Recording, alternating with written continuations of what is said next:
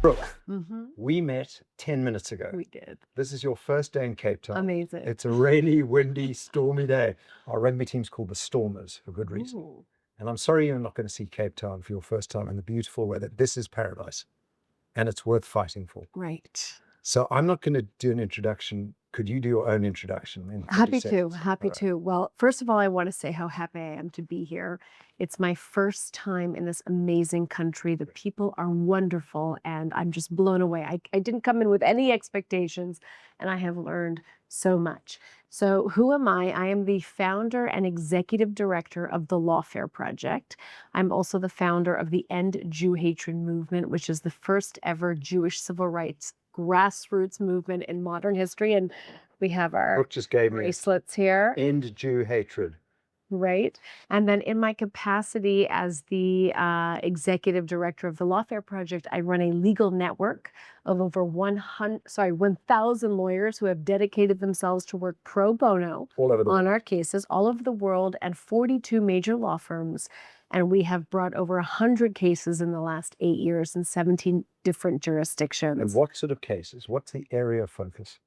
Jewish empowerment cases. I run a Jewish civil rights litigation entity. And what we do is we bring impact litigation, the way that we make change that we want to see, which is equality for Jewish people, to have Jewish civil rights enforced and respected, and to be afforded equal protection under the law, is we bring civil rights litigation before courts around the world on behalf of Jewish communities and persons who have experienced discrimination. And what we want to do is impose real consequences for that behavior, just like every other minority and civil rights group has done. And you have a very rich and deep history of civil rights and human rights litigation in this country as well, We that I think certainly that do. we can learn from in America.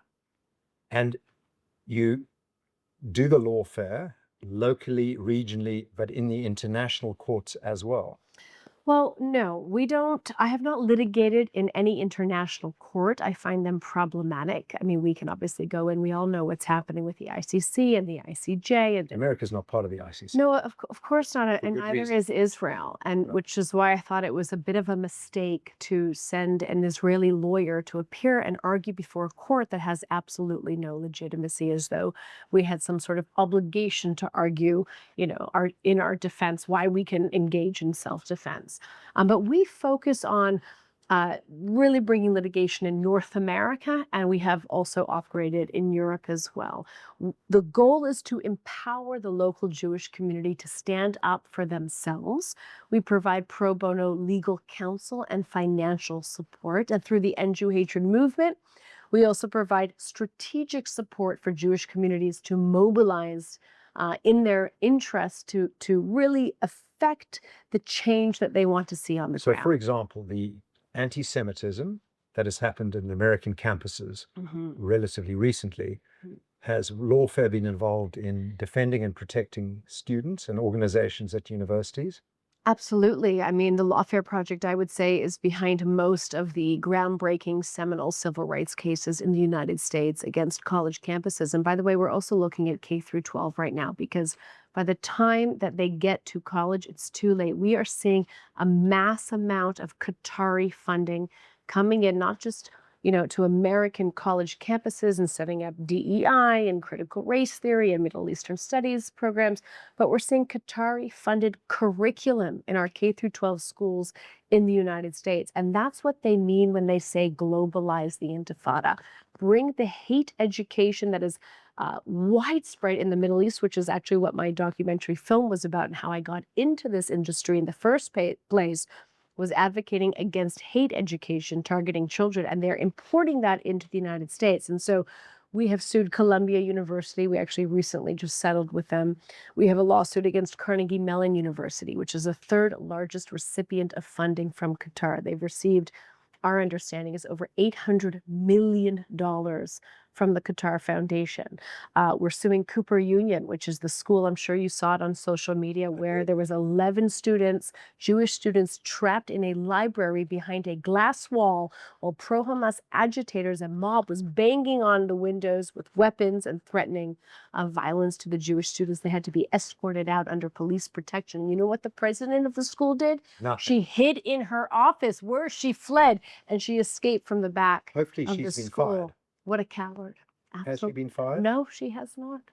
No, she has not. And my alma mater, Harvard? Well, Harvard, I have not sued Harvard. Okay. There's a wonderful. Bring it on. And no, there's a great. There were 2 lawsuits against Harvard. I think one was brought by Shabbos Kestenbaum, who's a very outspoken Jewish activist, and I believe he also recently settled his suit with her. So nothing international. You mentioned Europe. No, we have. Yeah. So internationally, we represented Psagot Winery in a lawsuit against the French government. We lost. The French government wanted to put discriminatory labels on products made by Jews coming in from Israel who live in Judea, Samaria. They said, if you want to import your wine, you have to label it made, a product of an illegal Israeli colony. We challenged that. We sued the French government and made it all the way up to the European Court of Justice. We lost the case. However, by virtue of us losing during the first Trump administration, he sent then Secretary of State Mike Pompeo on the first ever official State Department visit to Judea Samaria, went to Psagot Winery, and declared the 2 executive orders that were passed by President Trump. Number 1, Jews are not illegal in Judea. And number 2, that it was the United States trade policy that anything imported into the United States in an area under Israeli control should be labeled made in Israel. And that stands. Can I ask you a question that's been bothering me for a long time? And it's a non sequitur. The Republican Party tends to be pro-Israel, supportive of Jews across the board. And the Democratic Party has within it Islamists, anti-Semites, and yet, for a long period of time, the Jewish Americans voted Democrat. In South Africa, an Afrikaans friend of mine, Willem Venter, he's a podcaster, quite a conservative podcaster, said there are only 2 types of Jews: hardcore leftists and hardcore rightists, Zionists. Okay, there's nothing in between. I don't know if I would call Zionism hardcore rightists. I would say actually Zionism is a very progressive liberal value, right? When Zionism was invented 126 years ago by Theodor Herzl, the concept was the oldest, most persecuted minority community in human history deserves self-sovereignty and deserves equal rights, Zionism is equal support protection. for the state of Israel, isn't it? Yes, but it's also deeply integral to the Jewish religion and ethnic identity. We pray facing Jerusalem. We say at every Passover Seder next year in Jerusalem. It is central. The temple, obviously, when it existed, was central to the practice of Jewish worship.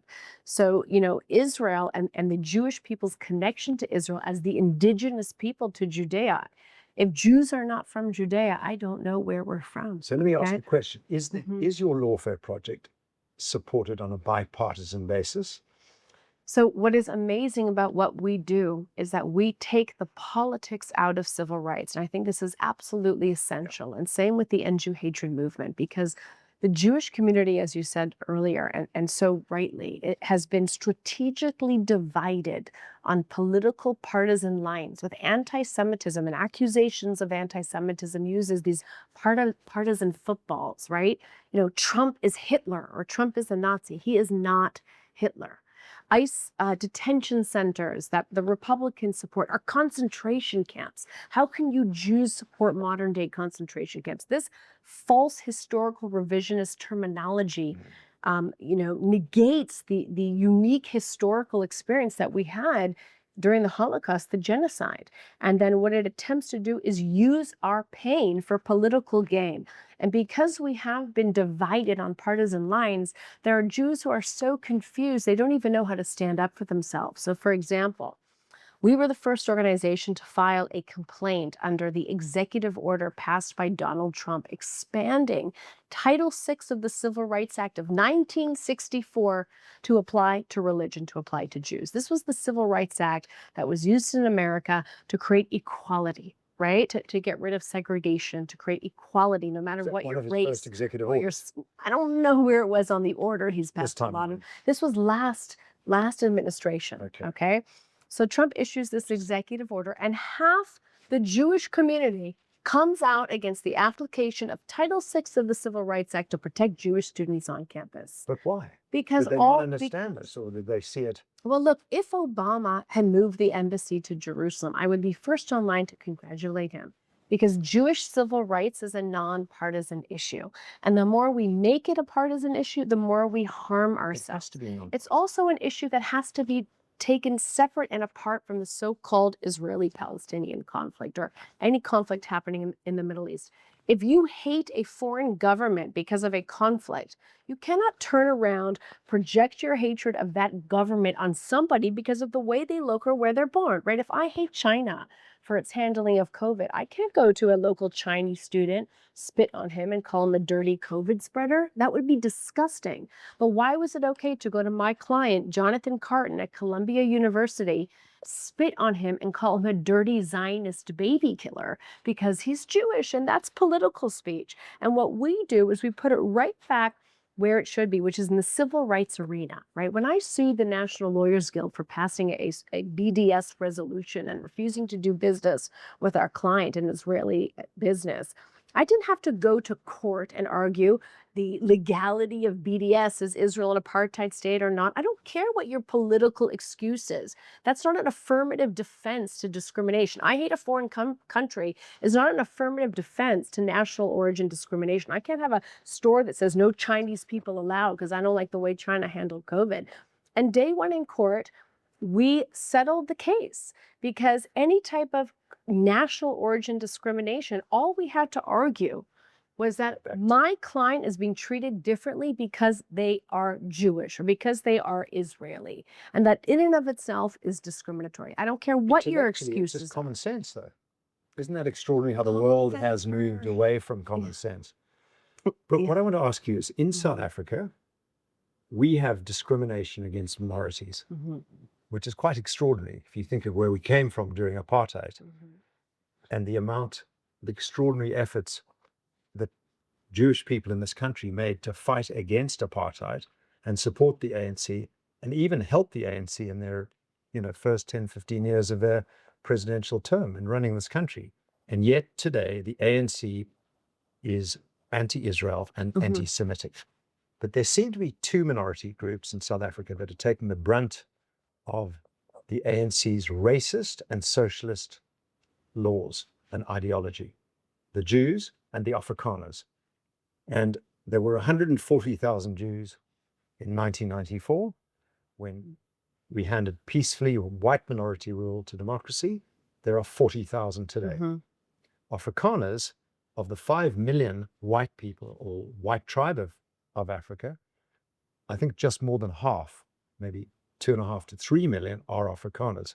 But in a country of 60 million, they're a minority and they are being persecuted against. There's the Bella Law, which has been pushed through recently, which minimalizes the ability of school teachers and principals to offer learnings to minorities like the Afrikaners in their own languages. There's been constant threat and murder of Afrikaner of farmers in South Africa, many of whom are Afrikaners. And I keep quoting one statistic: you're 3 times more likely to be murdered in this country as a farmer than as a policeman. So our government are racist, are socialist, but are persecuting minorities economically and potentially in a more evil, systemic way. And this word genocide's been thrown around. And there is no extermination. But of the 10 definitions of genocide, 7 or 8 of them are in process right now. There's certainly economic genocide. In terms of human genocide, the ovens have not been lit yet. What can we do?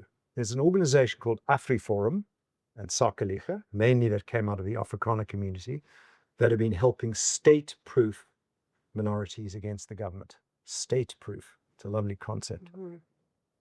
And they've been broadening their defense from Afrikaners to other minorities. And they've done a very good job. I'd love you to meet them and hear what they're doing. I did meet with him, Did you? actually. Yes, I was very fortunate to have a very nice meeting with the people at AfriForum. And, you know, it's always this persecution of minorities in the name of minority rights. And you see that also on the international scale when it comes to the conflict in the Middle East with the Jewish state and the Islamist terrorist groups. It's the accusation of the democracy for defending herself against the terrorists who use children as human shields. The reverse lawfare, the democracy that is responsible for, you know, the civilians that are put in harm's way. So all of this manipulation of the law, right, and of legal systems and human rights terminology to forward ends that have nothing to do with equal protection and minority rights. That's what we call the lawfare threat. And I wrote my first book about it as well. Is AfriForum doing the right thing? Could they amplify what they're doing? What can they learn from you? What are tactics we as individuals and civil organizations in South Africa should be learning from you and implementing here in South Africa to protect minorities? Well, one of the things I learned quickly when I got here is that the American Jews need the South African Jews and Blacks and also Afrikaans more than you need us.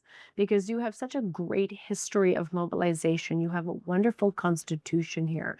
You have a beautiful, long history of impact litigation. And I think what AfriForum is doing is exercising their duty as citizens of a democratic state to make sure that their issues are heard before courts of law. And my understanding is that they are filing some real precedent-setting cases, especially when it comes to private prosecution of criminal activity.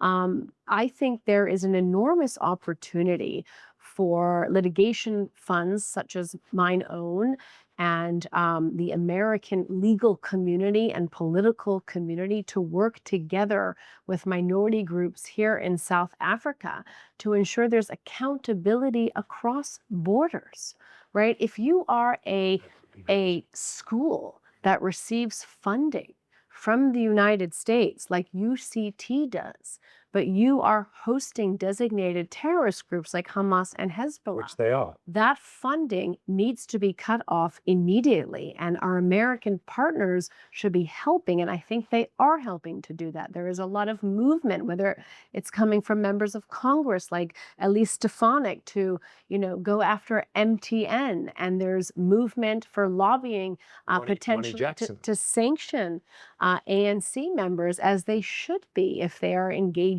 in unlawful criminal activity, especially if they're working with Iran. Right. So I would be wary, actually, because the tides are turning, and Iran is, you know, at least the IRGC, the regime, will be gone sooner than we know it.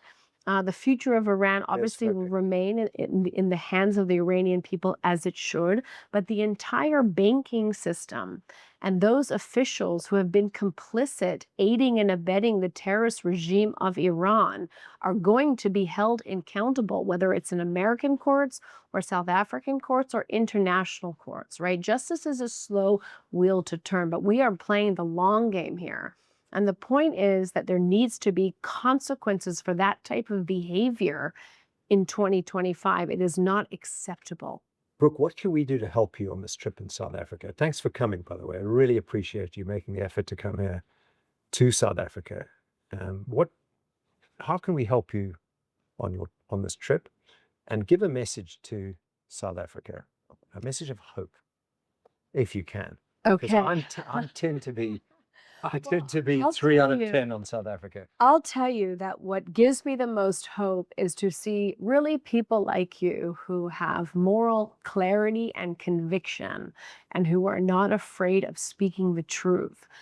Meeting with the chief rabbi, Rabbi Goldstein, was an incredible experience. Yeah. Meeting with groups of attorneys here who are wanting to mobilize.